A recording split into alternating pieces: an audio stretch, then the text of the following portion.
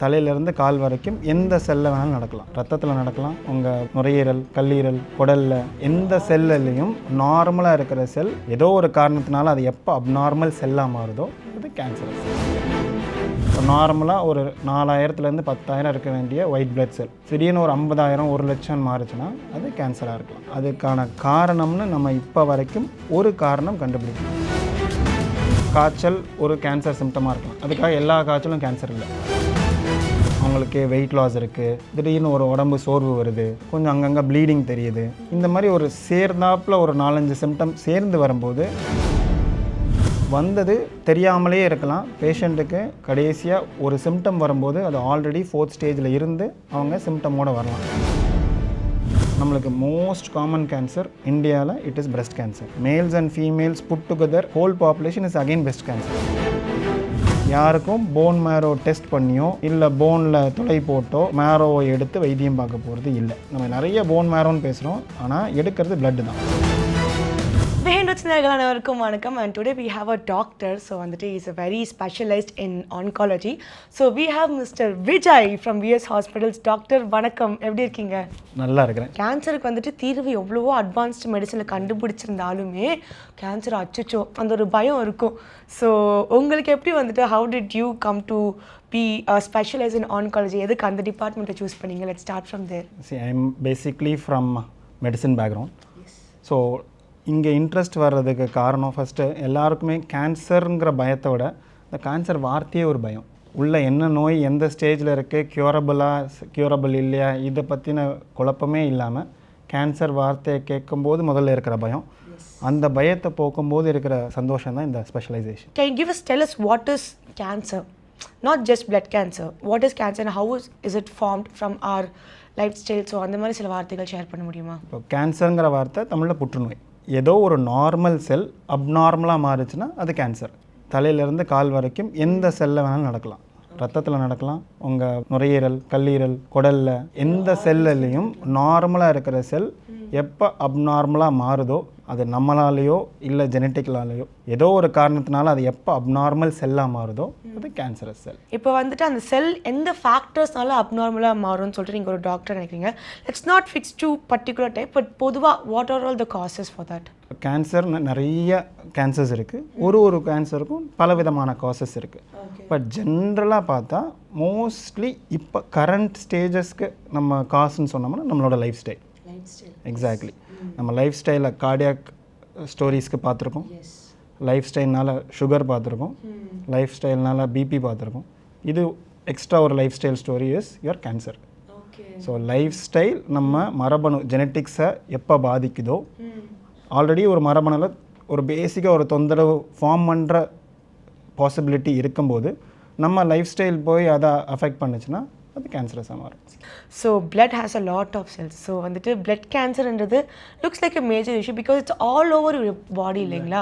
So அதை பற்றி நீங்கள் என்ன சொல்ல போகிறீங்க? ஸோ பிளட் கேன்சர்னால் பிளட்டில் நம்மளுக்கு தெரிஞ்சதுலாம் ரெட் செல், ஒயிட் செல், கொஞ்சம் தட்டை அணுக்கள், பிளேட்லெட்ஸ், 3 செல்லு தான், நிறைய செல் இல்லை, 3 செல்லு. இந்த 3 செல்லில் எதில் தொந்தரவு வந்தாலும் பிளட்டில் இருக்கிற செல் அப்நார்மலாக மாறி இப்போ நார்மலாக ஒரு 4000லேருந்து 10,000 இருக்க வேண்டிய ஒயிட் பிளட் செல், வெள்ளை அணுக்கள் திடீர்னு ஒரு 50,000 1,00,000 மாறுச்சுன்னா அது கேன்சராக இருக்கலாம். அதுக்கான காரணம்னு நம்ம இப்போ வரைக்கும் ஒரு காரணம் கண்டுபிடிக்கல.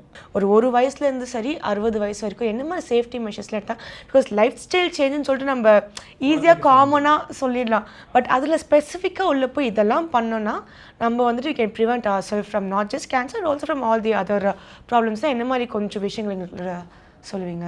ப்ரிவென்ஷனுக்கு முன்னாடி நம்ம முதல்ல அவேர்னஸ் ஆஃப் அவர் சிம்டம்ஸ், உடம்புல நடக்கிற ஒவ்வொரு மாற்றத்துக்கும் நம்ம அவேராக இருக்கிறது. இப்போ காய்ச்சல் ஒரு கேன்சர் சிம்டமாக இருக்கலாம், அதுக்காக எல்லா காய்ச்சலும் கேன்சர் இல்லை. ஸோ ஒரு காய்ச்சலுக்கும் போய் பயப்பட வேண்டியதில்லை.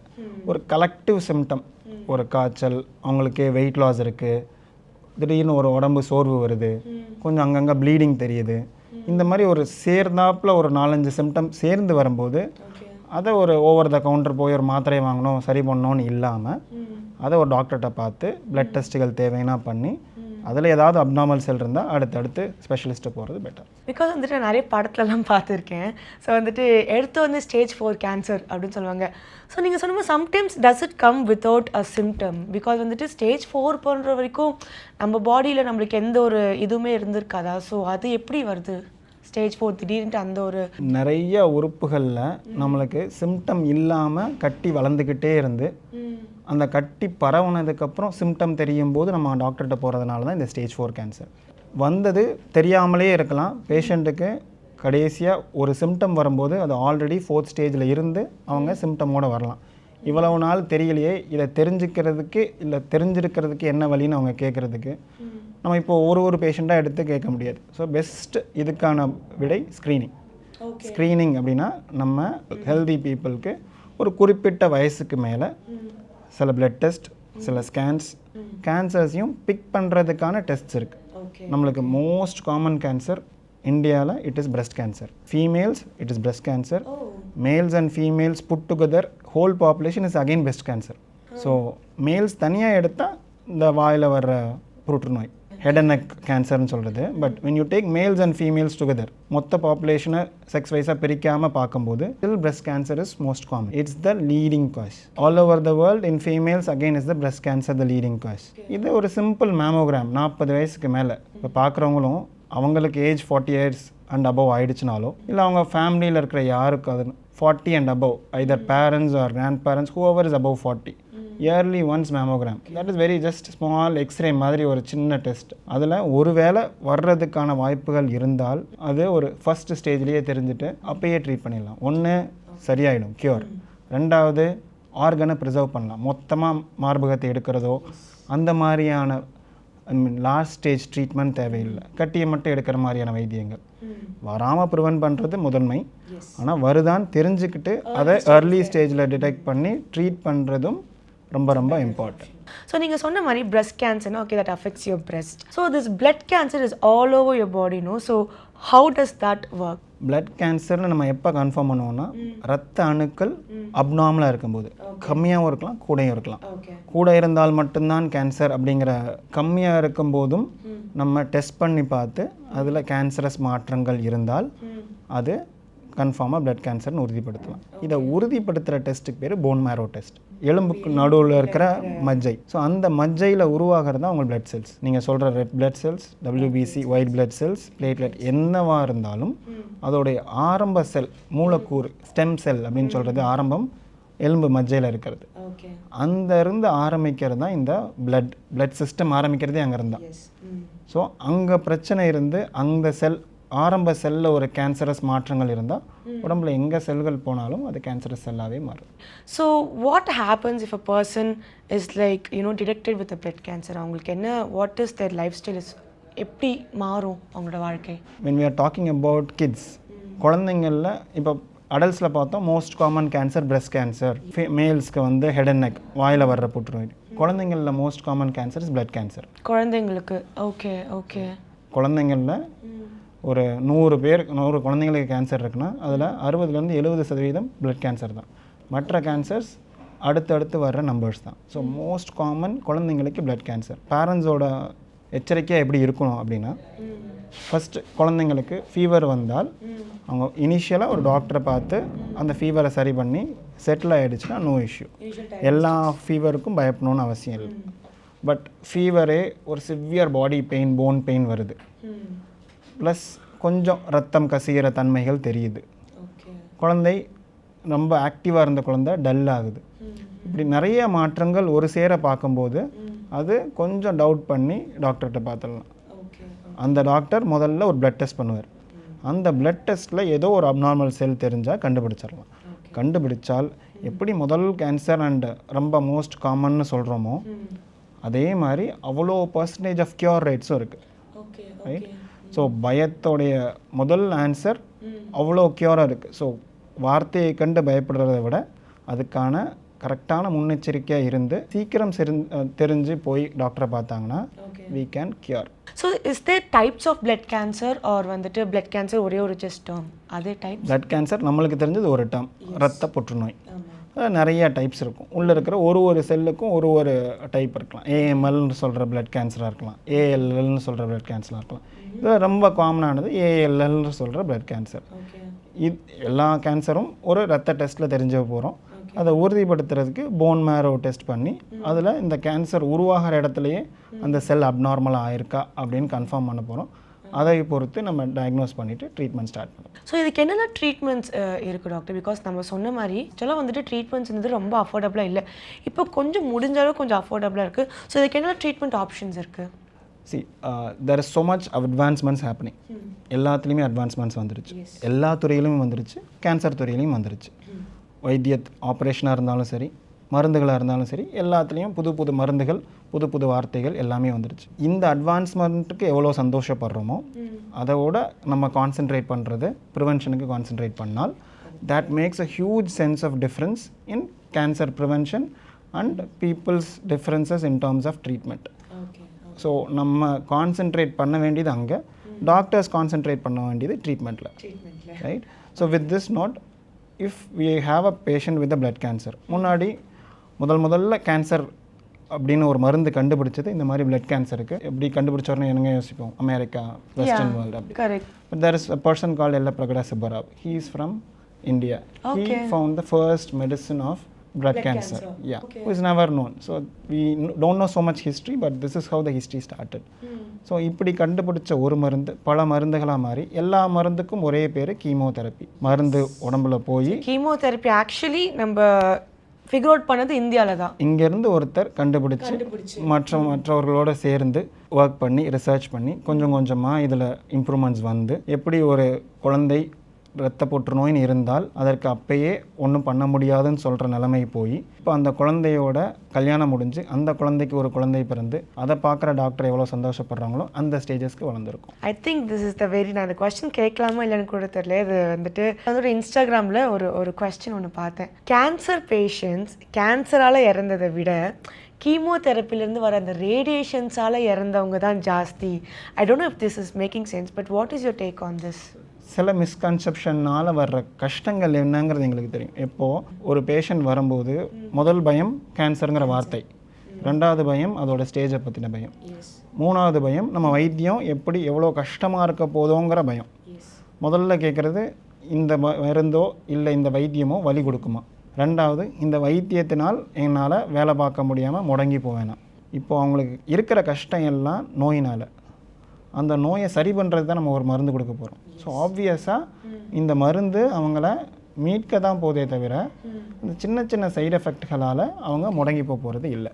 கேன்சர் கீமோதெரப்பி சைடு எஃபெக்ட் இருக்குமான்னு கேட்டால் இருக்கும். பட் அந்த சைடு எஃபெக்ட்களை விட எப்படி அந்த கேன்சர்லேருந்து அவங்க மீண்டு வரும்போது வர்ற டிஃப்ரென்ஸ் இருக்கோ அந்த சைடு எஃபெக்ட்கள் ஒரு பெரிய விஷயமாக தெரியாமல் போயிடும். மருந்தினால் உயிர் பாதிப்பு ஏற்படுற அளவுக்கு மருந்துகள் கரெக்டான டோஸில் கரெக்டான டாக்டர் கொடுத்தா இப்போ வரைக்கும் இல்லை. இப்போ அலோபதியில் என்ன இருக்குது, நம்மளுக்கு நோய் என்ன எதனால் வந்ததுங்கிற அளவுக்கு தெரியும், எந்த செல்கள் பாதிச்சதுன்னு தெரியும், அந்த செல்லில் என்ன பாதிப்புன்னு தெரிஞ்சு அதுக்கேற்றாப்புல வைத்தியமும் தெரியும். ஸோ வைத்தியத்தை பற்றின புரிதலும் இருக்குது, நோயை பற்றின புரிதலும் இருக்குது. ஸோ ஆப்வியஸாக இந்த மருந்துகள் இந்த அளவில் கொடுத்தா அவங்களுக்கு சரியாகுங்கிற ஒரு ஆல்ரெடி சயின்டிஃபிக் ப்ரூவன் ஃபேக்டோடு நம்ம வைத்தியம் பார்க்க போகிறோம். ஸோ இவ்வளோ ஃபேக்சுவல் ஸ்டோரிஸ் விஷயங்கள் இருக்கும்போது ஆப்வியஸாக நம்மளுக்கு இப்போது 70% 80% க்யூர் ரேட்ஸ் நம்ம எதை வச்சு சொல்கிறோம். இப்படி இத்தனை பேஷண்ட்ஸ் வைத்தியம் பார்த்து அவங்க சரியானதோட டேட்டா வச்சு தான் we are not just telling அந்த மாதிரி நம்பர்ஸ் இல்லையா. ஸோ இது எல்லாம் நம்ம ட்ரீட்மெண்ட் பண்ணி கொஞ்சம் மருந்துகள் கொடுத்து சரியாகலையா எக்ஸ்ட்ரா மருந்துகள் எக்ஸ்ட்ரா கொடுத்து சைடு எஃபெக்ட் வருதா மருந்தை குறைக்கிறது, கீமோதெரப்பியை தாண்டின வைத்தியங்கள், டார்கெட்டட் தெரப்பி, இம்யூனோதெரப்பின்னு பல மாற்றங்கள் வந்துருச்சு. இப்போ அந்த மாற்றங்களும் நம்மளுக்கு நீங்கள் சொன்ன மாதிரி அஃபோர்டபுளாக வர ஆரம்பிச்சிருச்சு. ஸோ இந்த ரெண்டையும் எப்போ நம்மளால் மீட் பண்ண முடியுதோ we can actually address every cancer. Doctor, இந்த பிளட் கேன்சர்ஸில் பார்த்தீங்கன்னா லுக்கீமியா, மைலோமா, லிம்ஃபோமா அப்படின்னு சொல்லிட்டு நான் சயின்ஸ் புக்லாம் படிச்சிருக்கேன். So what is the difference between all these 3 terms? நம்ம ரொம்ப காமனாக கேட்குறது ஈவன் இன் யர் சினிமாஸ் இரத்த புற்றுநோய்.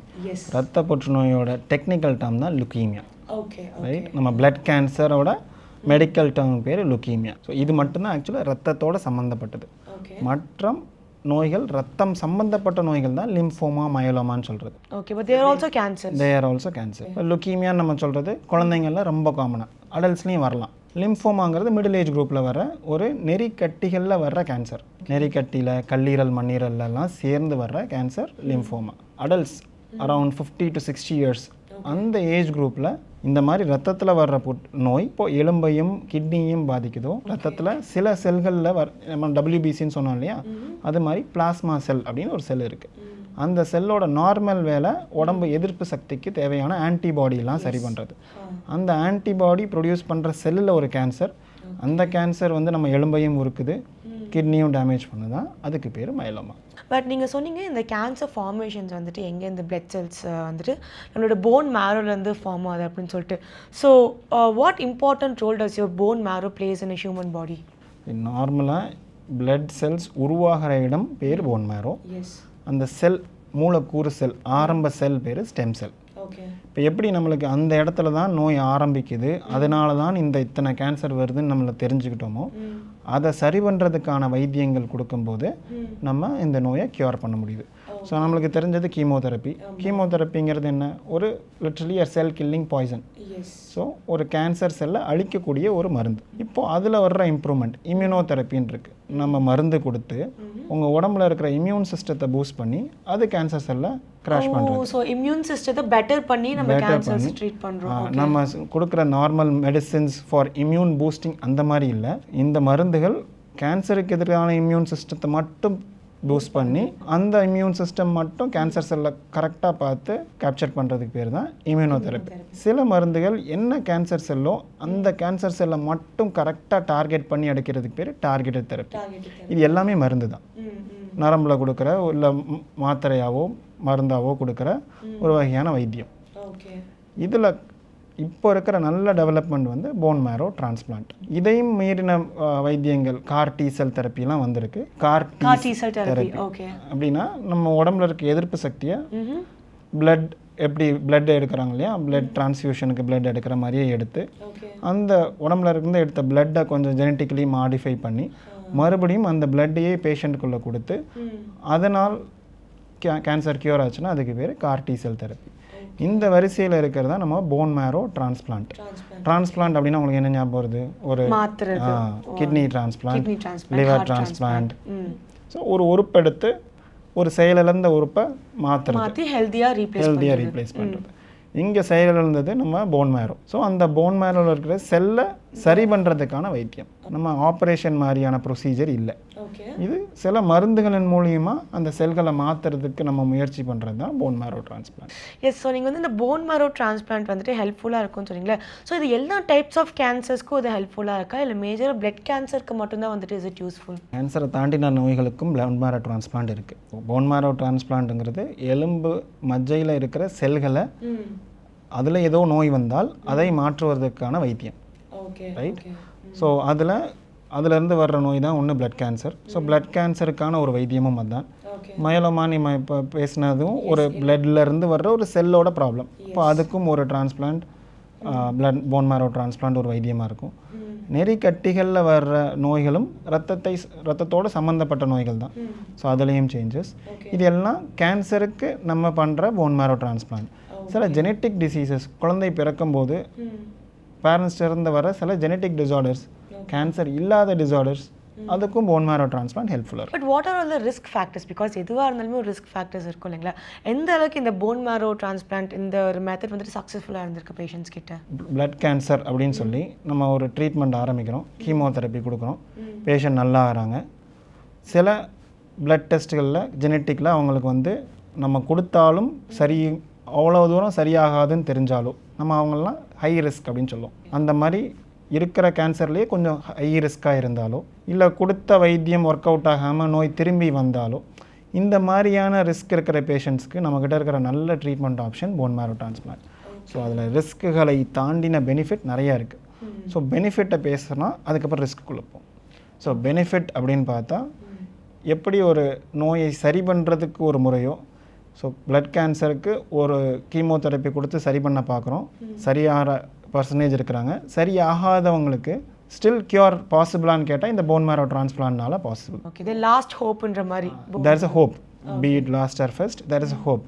ஸோ இந்த மாதிரியான வைத்தியங்கள் இருக்கிறதே நம்மளுக்கு ஒரு நல்ல விஷயம்.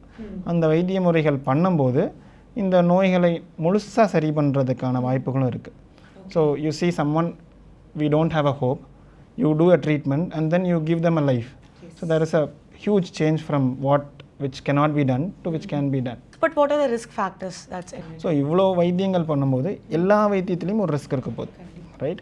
ஒரு கிட்னி டிரான்ஸ்பிளான்ட்லேயும் ஒரு லிவர் டிரான்ஸ்பிளான்ட்லேயும் அதே மாதிரி போன் மேரோ டிரான்ஸ்பிளான்ட்டில் பேசிக்காக என்ன பண்ண போகிறோன்னா நம்ம மருந்துகள் கொடுத்து அந்த போன் மேரோவில் இருக்கிற செல்களை கொஞ்சம் அழியிற மாதிரியான மருந்துகள் கொடுத்துட்டு அவங்க உடம்புல இருக்கிற ஸ்டெம் செல்லை முதல்லையே ப்ரிசர்வ் பண்ணி வச்சு அதை மறுபடியும் அவங்களுக்கே செலுத்துறதுக்கு பேர் தான் போன் மேரோ டிரான்ஸ்பிளான்ட். ஸோ ஆரம்ப கால செல்லு பேரான ஸ்டெம் செல்லை நம்ம முதல்ல நல்லா நிறையா எடுத்து ஸ்டோர் பண்ணி மருந்துகள் கொடுத்து அவங்களுக்கு நோயெல்லாம் அழிச்சிட்டு அதை அவங்களுக்கு அந்த ஸ்டெம் செல் கொடுத்து கிட்டத்தட்ட மறுபடியும் போன் மேரோவில் இருக்கிற செல்கள் முதல்ல இருந்து உருவாகிற மாதிரியான 2 வகையான டிரான்ஸ்பிளான்ட்டும் இருக்குது. முதல்ல பண்ணுறதுக்கு பேர் ஆட்டோலாகஸ் டிரான்ஸ்பிளான்ட், அவங்கக்கிட்டே எடுத்து அவங்கள்ட்டே பண்ணுறது. இன்னொருத்தங்கிட்ட இருந்து எடுத்து பண்ணுறது பேர் அல்லோஜெனிக் டிரான்ஸ்பிளான்ட். இப்படி 2 விதமான டிரான்ஸ்பிளான்ட் இருக்குது. ஒன்றும் ஒரு விதமான நோய்களுக்கு. இப்போது நம்ம சொன்ன லிம்ஃபோமா மைலோமாக்கெலாம் ஆட்டோலாகஸ் டிரான்ஸ்பிளான்ட் பண்ணுவோம். அதாவது அவங்கக்கிட்ட இருக்கிற நல்ல செல்களை எடுத்துகிட்டு மருந்து கொடுத்து நோயை அழித்து நல்ல செல்களை மறுபடியும் கொடுத்து மொத்தமாக ரத்தமே புதுசாக உருவாகிற மாதிரி, குழந்தையாக உருவாகாமல் ரத்த மாற்றங்கள் மட்டும் ஸ்டார்டிங்லேருந்து உருவாகிற மாதிரியான சூழ்நிலை. அதே இப்போ லுக்கீமியாங்கிற நோய்களுக்கு அல்லோஜெனிக் டிரான்ஸ்பிளான்ட், இன்னொரு பேஷண்ட் கூட இருக்கிற சிப்ளிங்கோ பேரண்ட்ஸோ இல்லை இன்னொரு டோனர், எப்படி நம்ம பிளட் டோனர் இருக்கோமோ போன் மேரோ டிரான்ஸ்பிளான்ட் டோனர்ஸ் இருக்காங்க, இவங்கக்கிட்ட இருந்து எடுத்து கொடுக்கறது அல்லோஜெனிக் டிரான்ஸ்பிளான்ட். நம்ம நிறைய போன் மேரோன்னு பேசுகிறோம், ஆனால் எடுக்கிறது பிளட்டு தான். யாருக்கும் போன் மேரோ டெஸ்ட் பண்ணியோ இல்லை போனில் துளை போட்டோ மேரோவை எடுத்து வைத்தியம் பார்க்க போகிறது இல்லை. செல்களை மாற்றுறதுக்கு இப்போ இருக்கிற அட்வான்ஸ்மெண்ட்டில் எல்லாமே ஒரு பிளட் டிரான்ஸ்ஃபியூஷன் பண்ணுறது எவ்வளோ ஈஸியோ அவ்வளோ ஈஸியாக மருந்துகளின் மூலியமாக வைத்தியங்கள் பார்த்து நம்ம அந்த டோனர் உடனே போன் மேரோ நம்மக்கிட்ட இருந்து எடுத்துப்பாங்களோங்கிற பயம் இருக்கும். எல்லாருக்குமே போன் மேரோன்னு சொன்னோடனே அதுதான் ஞாபகம், அந்த பெரிய நீடில் போட்டு அப்படி முதுகெலும்புல குத்தி எடுக்கிற மாதிரியான எந்த ப்ரொசீஜரும் இப்போ யாருக்கும் கிடையாது, பேஷண்ட்டுக்கும் கிடையாது, கொடுக்குற டோனருக்கும் கிடையாது. ஸோ ஒரு பிளட் எப்படி ஒரு blood donors are easily seen இல்லையா, நம்ம எப்படி ஒரு பிளட் எடுக்கிறோமோ அதே மாதிரி பிளட் எடுத்து அந்த பிளட்டை சில மிஷின்கள் மூலிமா பிரித்து நம்மளுக்கு தேவையான செல்களை மட்டும் ஒரு பேக்கெட்டட் பண்ணி மற்ற பிளட் எல்லாம் பேஷண்ட் டோனர்களையே திரும்பி போயிடும். அந்த பேக்கெட்டட் பிளட் நம்மளுக்கு தேவையான செல்களை பேஷண்ட் கிட்ட கொடுத்து அந்த செல்கள் மூலியமாக வைத்தியம் பார்க்கணும். டாக்டர், நீங்கள் சொன்ன மாதிரி ட்ரீட்மெண்ட்ஸ்லாம் அட்வான்ஸ்டாக போயிட்டு இருக்கிறேன். இந்த லாஸ்ட் 10 இயர்ஸில் பிளட் கேன்சருக்கு ஸ்பெசிஃபிக்காக எந்த அளவுக்கு அட்வான்ஸ்டான ட்ரீட்மெண்ட்ஸ்லாம் வந்திருக்கு? ஆரம்ப காலம் நம்ம சொல்கிறது ஒரு 30-40 வருஷத்துக்கு முன்னாடி பிளட் கேன்சர்னால் கீமோதெரப்பி, அந்த கீமோதெரப்பியின் மூலிமா கொஞ்சம் நாட்கள் தள்ளி போட முடிஞ்சது. இப்போது அதுதான் நம்மக்கிட்ட இருந்த வைத்திய முறையும் அதுதான் நம்ம எதிர்பார்த்த ரிசல்ட்டும். இப்போது அதே கீமோதெரப்பியை மற்ற மருந்துகள் நான் சொன்னேன் இல்லையா, டார்கெட்டட் தெரப்பி, இம்யூனோதெரப்பி, இந்த மாதிரியான தெரப்பிகள் எல்லாமே மருந்து தான்.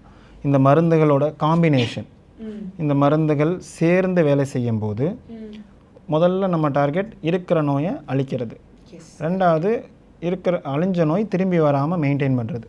இந்த மாதிரியான ஸ்ட்ராட்டஜியில் வைத்தியம் பார்க்கும்போது we are reaching very good numbers of cure.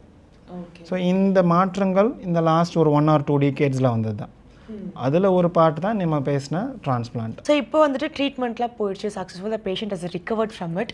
But அவங்களோட life will be like old ones, usual லைஃபாக இருக்குமா, இல்லை நீங்கள் மீண்டு வந்ததே பெரிய விஷயம், கேன் ஜஸ்ட் சர்வைவ்ன்ற மாதிரி இருக்குமா? So how is that now? Cancer பேஷண்ட்ஸ்க்கு கேன்சர் சரியாயிடுச்சு, வீட்டுக்கு போயிட்டாங்க, காய்ச்சல் வருது, கேன்சர் பயம் வரும், அவங்களுக்கு இருமல் வந்தால் கேன்சர் பயம் வரும். ஸோ நம்மளோட முதல் கவுன்சிலிங்கு எதை எடுத்தாலும் கேன்சர்னு பயப்பட வேண்டிய அவசியம் இல்லை. ஏன்னா அவங்களுக்கு ஒன்று நோயை தாண்டி வந்திருக்காங்க, இன்னொரு அந்த வைத்தியத்தையும் தாண்டி வந்திருக்காங்க. லிட்ரலி ஒரு வார் மாதிரி இல்லையா. So we call them as young battle people. So அவங்க அந்த warriors when they have successfully completed the war, அந்த வார் முடிஞ்சதுக்கப்புறம் we have to ensure அவங்க நார்மல் லைஃப்பை லீட் பண்ணுறதுக்கு ஒன்று அவங்க குவாலிட்டி ஆஃப் லைஃபும் இம்பார்ட்டண்ட், அவங்க குவான்டிட்டி ஆஃப் லைஃப்க்கு நம்ம நிறையா பண்ணியிருக்கோம், அவங்க குவாலிட்டி ஆஃப் லைஃப் அவங்களோட இப்போ குழந்தைங்களா இருந்தால் நார்மல் ஸ்கூலிங்ஸ்க்கு, அவங்களோட க்ரோத்துக்கு, வளர்ச்சிக்கு, அதை தாண்டி அடுத்த கல்யாணம், அந்த குழந்தைக்கு பிறப்பு, இதுக்கான ஒரு விஷயத்தையும் நம்ம ட்ரீட்மெண்ட் மூலிமா இந்த அளவுக்கான இம்ப்ரூவ்மெண்ட்ஸ் இப்போ வரைக்கும் வந்துடுச்சு. ஸோ ஃபைனலாக ஒரு கேள்வி என்னென்னா, இந்த மாதிரி பிளட் கேன்சரோட ரிஸ்க்கை எப்படி நம்ம குறைக்கலாம்? பேசிக்காக பிளட் டெஸ்ட் கரெக்டான ஒரு இன்டர்வல்ஸில் பண்ணிக்கிறது ஃபார் அடல்ட்ஸ் ரொம்ப ரொம்ப important. For an example 6 months once, yearly once master health செக்கப்லேயே உங்களுக்கு நிறைய பிளட் டெஸ்ட் கவர் ஆயிரும். அதில் ஒன்று இந்த மாதிரியான கேன்சர் தெரிஞ்சுக்கல பிளட் டெஸ்ட்டும் அதில் வந்துடும். ஓகே. ஸோ என்னென்னா நம்மளுக்கு எப்படி கேன்சர் வந்ததுன்றதுக்கான புரிதல் இது வரைக்கும் இல்லை. ஸோ டெஸ்ட்டுகளின் மூலிமா நம்ம தெரிஞ்சுக்கிட்டால் தான் அதை எப்படி ட்ரீட் பண்ண போகிறோம்னு தெரிஞ்சுக்கலாம். ஸோ ரெகுலர் இன்டர்வன்ஸில் டெஸ்ட் பண்ணிக்கிறது தான் நம்ம அதை சீக்கிரம் கண்டுபிடிக்கிறதுக்கான ஒரு வாய்ப்பு. Doctor, thank you so much. Thank you so much.